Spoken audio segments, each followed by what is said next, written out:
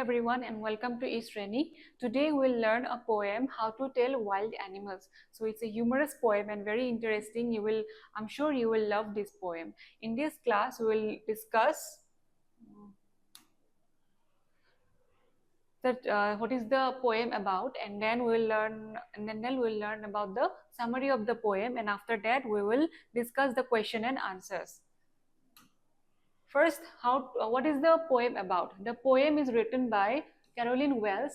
So she's an American poet, and she has written the poem. It's a humorous and playful poem that describes different wild animals in a unique and amusing way. So poem to wild animals are বিষয়ে কোৱা হৈছে যিবিলাক animalsক মানে এটা comic sense তাক present কৰা হৈছে animal বিলাকক আমি কেনেকৈ আইডেন্টিফাই কৰিব পাৰো but in a comic sense in a humorous way the poet uses wit and exaggeration to show how one might identify these animals if encountered in the wild so poemটোত কি হৰ বিষয়ে কৈছে যে আমি যদি ফৰেষ্টত যাওঁ দেন গৈ পেলাই কোনোবা এটা এনিমেল দেখো লগ পাওঁ তেনে আমি কেনেকৈ আইডেন্টিফাই কৰিম যে এইটো কোনটো এনিমেল হয় এইটো লায়ন হয় নে টাইগাৰ হয় দেন সেইকাৰণে পোয়েটে কিছুমান কোৱালিটিজ দিছে যে এইবিলাক কোৱালিটি যদি আমি চেক কৰো দেন আমি গম পাম এইটো এনিমেল হয় Through light-hearted descriptions and a touch of irony, the poem entertains readers while highlighting the fascinating and sometimes dangerous beauty of nature. So, mane ki koise je poem to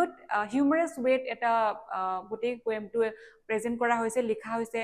The poem is written in a very simple language. কিন্তু এনেকুৱা ধৰণে present কৰিছে যে পোয়েমটোত যেটো মানে ৰিডাৰে পঢ়ি পেলাই ভালো পায় এন্টাৰটেইন হয় বাট তাৰপিছত কিছুমান কথাও শিকিব পাৰে যে নেচাৰৰ যিবিলাক ওয়াইল্ড লাইফ হয় ওয়াইল্ড এনিমেলস হয় সেইবিলাক যদিও ডেঞ্জাৰাছ হয় তথাপিও তাহাঁতৰ এটা বিউটি আছে Now let's read the poem How to Tell Wild Animals by Carolyn Wells. If you ever should go by chance to jungles in the east, and if there should to you advance a large and tawny beast, if he roars at you as you are dying, you will know it is the Asian lion.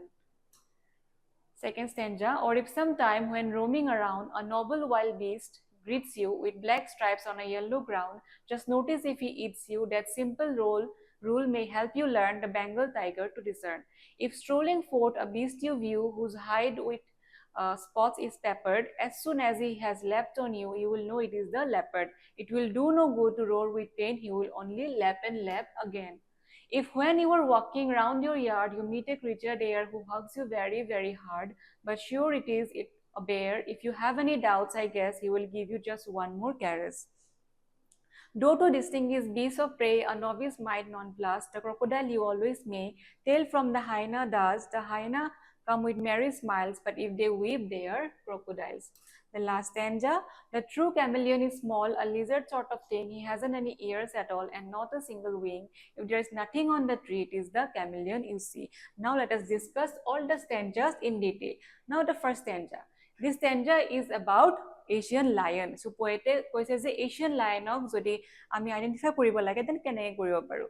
If you ever should go by chance to the jungles in the east, so eastor jodi forest tomaloke jua ketiaba tarpisot and if there should to you advance a large and tawny beast eta tomaloke jodi eta bahut dangor creature honmukho eta animal tomaloko honmukho dakhile jeto bahut large hoy bahut dangor hoy and tawny means orangey brown type jeto color kotha koise orange brown if he roars at you and you are dying তেতিয়া hey animal to tomar upor gujoribo and tumi gom paba je tumi moribo ulaisa you will know it is the Asian lion so eta gom paba je etu eta Asian lion hoy the poet humorously suggests that if you happen to go to the jungle of the east and a large animal suddenly roars at you and you feel like you are dying then you will know it is an Asian lion so poet etu ta funnily mane comic sense or etu koise je Asian lion tok ami keneka identify koribo paru je ene koribo paru je eta tumaloke forest ot goisa then eta large and tawny eta animal eta ahise then malokor bot gujorise roar korise and then tumi feel like you are dying tumi moribo ulaisa then tumi gom paba je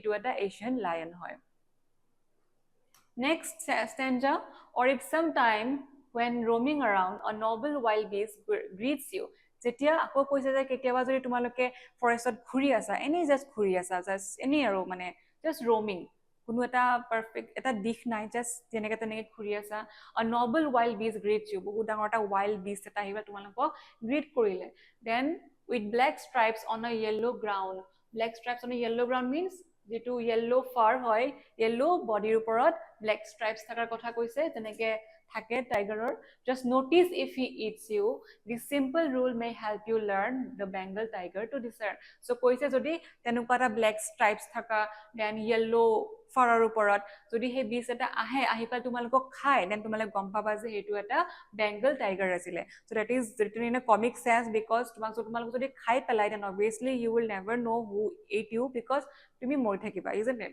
but poet হেতু এটা humorously হেতু এটা লিখিছে present কৰিছে if strolling forth a beast you view whose hide with spots is peppered so যদি আকো আগলে গুছি গলা স্ট্রোল কৰি আছে মানে খুসকাৰি গৈ আছে আগলে দেন আৰু এটা beast দেখি পেলাই whose hide with spots is peppered so বহুত spot আছে হৰ black spots আছে as soon as he has leapt on you you will know it is the leopard so lap means no জপিয়াই যোৱা তোমাক মেবি জপিয়াবা তোমাৰ ওপৰত অ্যাটাক কৰিছে so তুমি অ্যাটাক কৰিলে গম পাবা যে এটো দা leopard হয় will do no good it will do no good to roar with pain he will only lap and lap again so কৈছে যে তোমালোকে যদি কান্দাও যে হেল্পৰ কাৰণে যদি মানে নাকামুৰিব তোমাক নাখাবৰ কাৰণে যদি তুমি কান্দাও চিঞৰি দেন তেতিয়াও হেল্প নহব বিকজ যেটো বিষ্ট আছে লেপাৰ্ড তোমাক খাবই তোমাক অ্যাটাক কৰিবই সো এটো এটা अगेन কৈছে যে যদি তোমালোক অ্যাটাক কৰে তোমালোকৰ ওপৰত জপিয়াই পৰে দেন তুমি গম পাবা এটো এটা লেপাৰ্ড হয়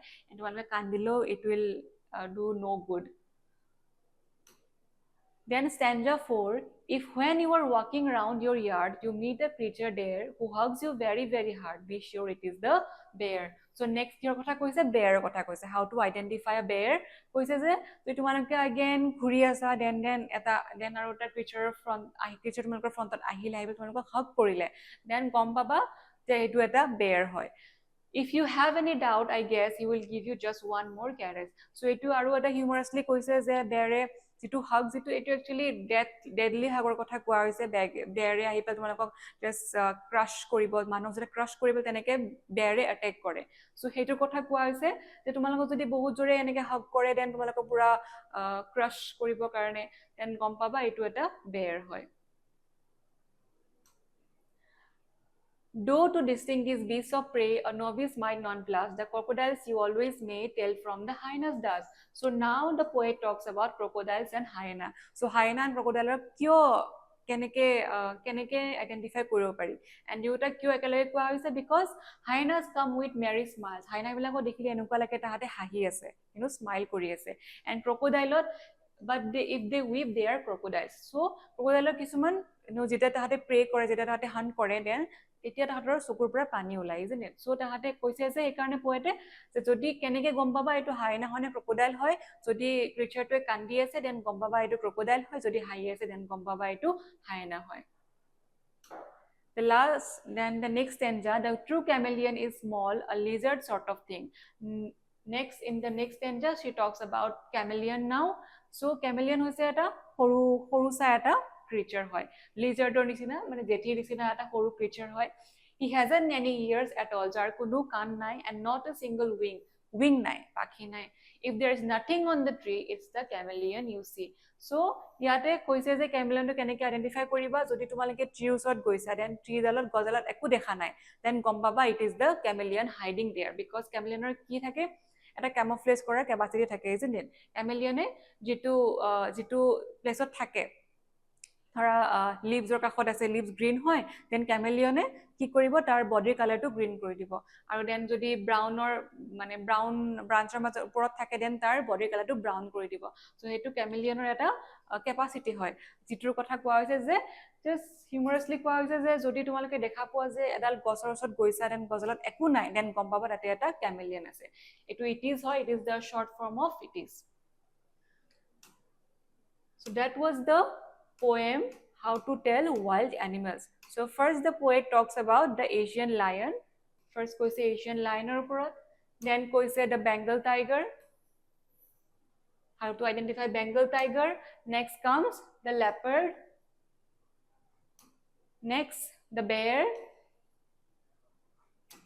next comes hyena and crocodile and at the end she talks about chameleon, how to identify chameleon.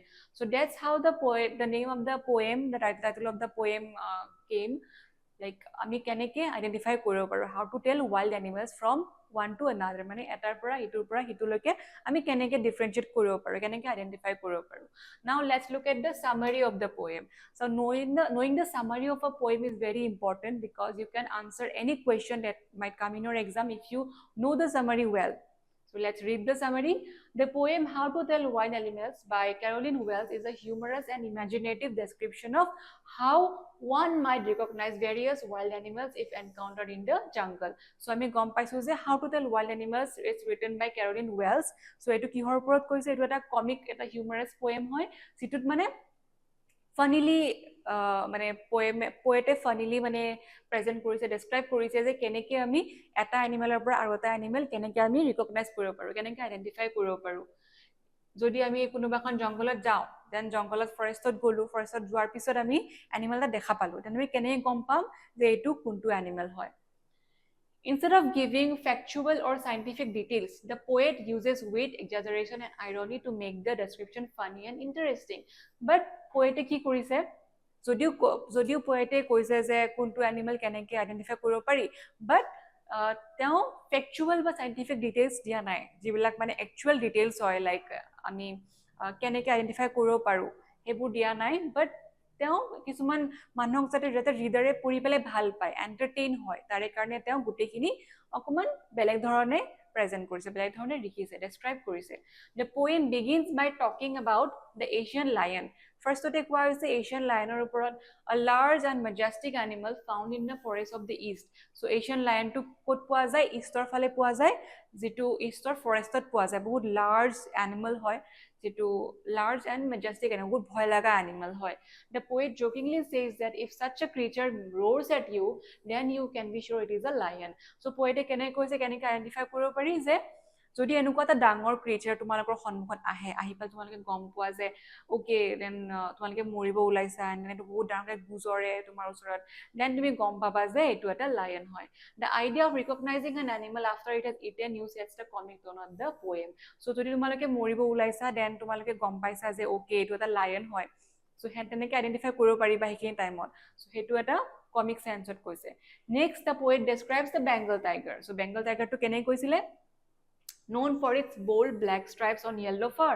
So yellow fur oporot black stripes thaka. The tiger is said to silently stalk its prey and silently leap upon it. So tiger ki kore mane hothate ahi pelai khai pelai. So khai pelar pisot koise je poete je tumi tumak je khai pelabo, den tumi gom pai jaba etu eta Bengal tiger asile. Next she talks about okay, the poet humorously says that if such a striped creature kills you, you can be certain it's a tiger. The third animal mentioned in the poem is the leopard. So leopard ko kotha next koa ase leopard er kotha, which has spotted skin. So mane black spot ase leopard er skin on.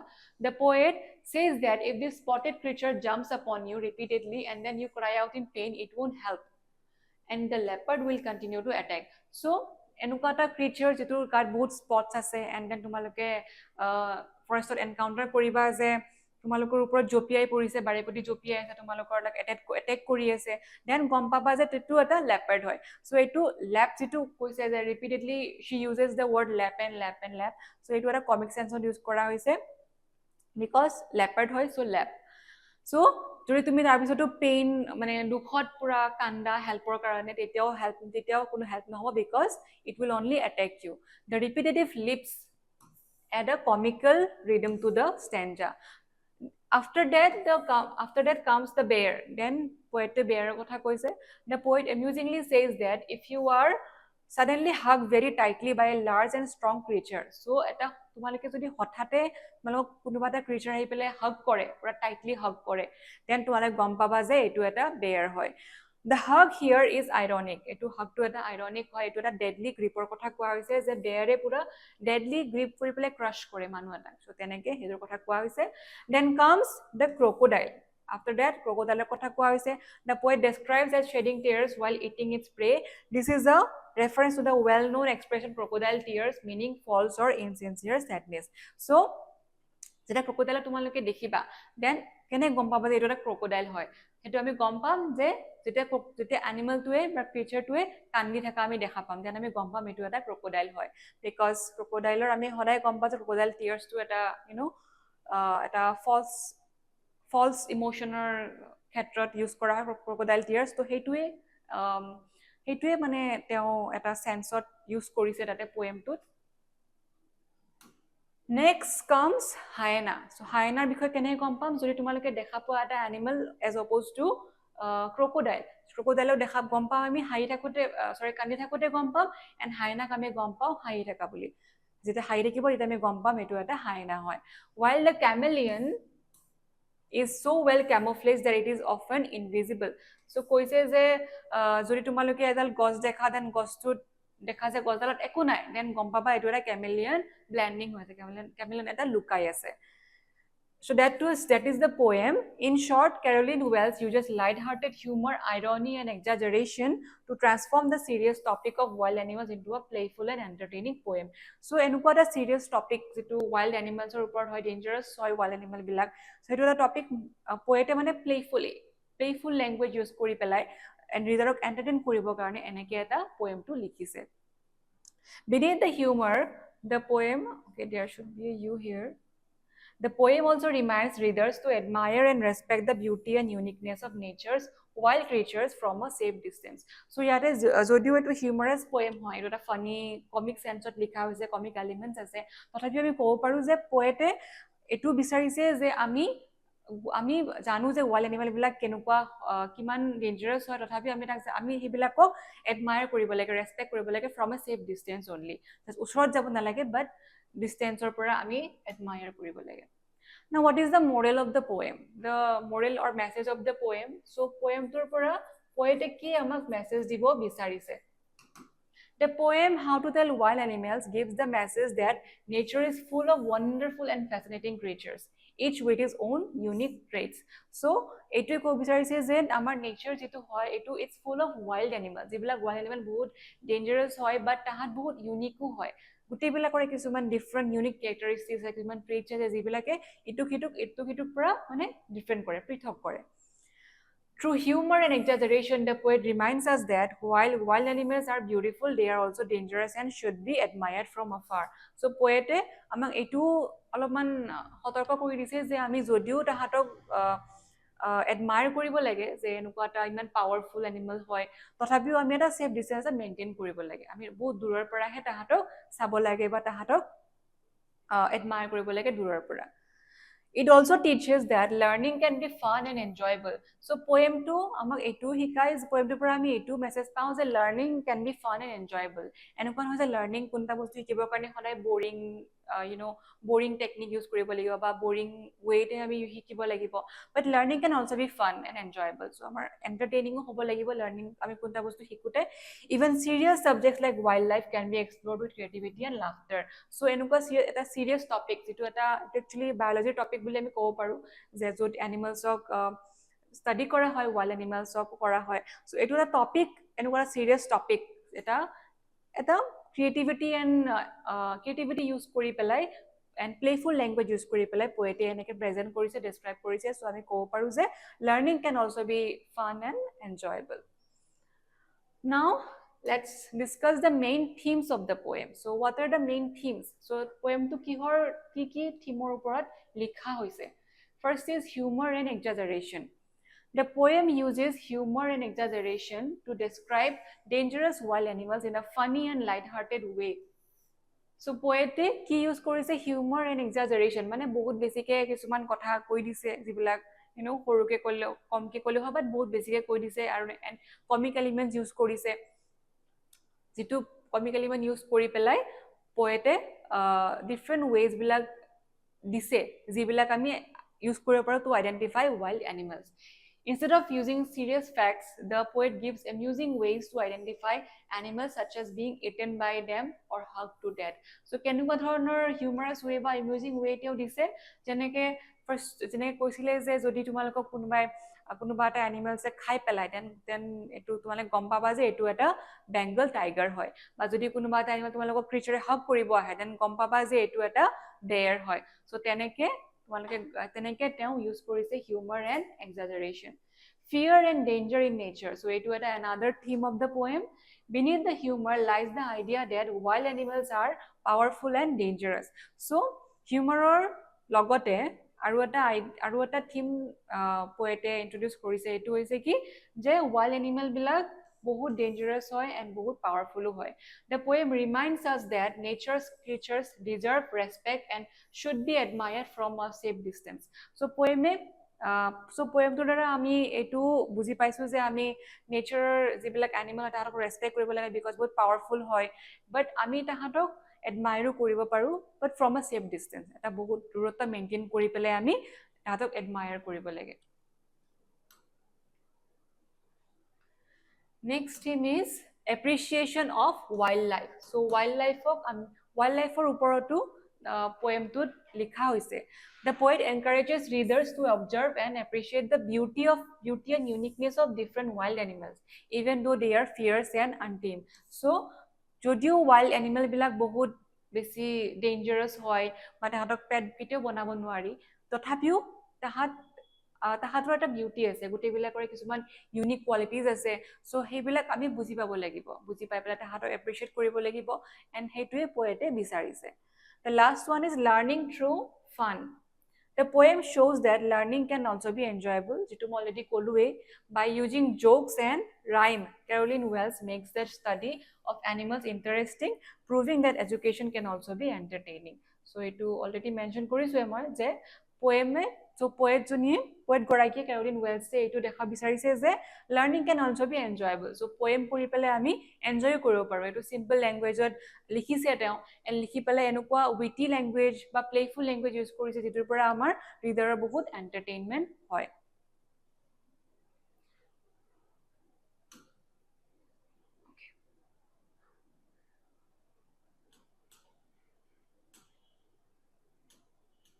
So that was all about the poem How to Tell Wild Animals. I hope তোমালোকে বুজি পাইছা. The poem summary to তোমালোকে আকৌ পঢ়িবা, go through the stanzas once again.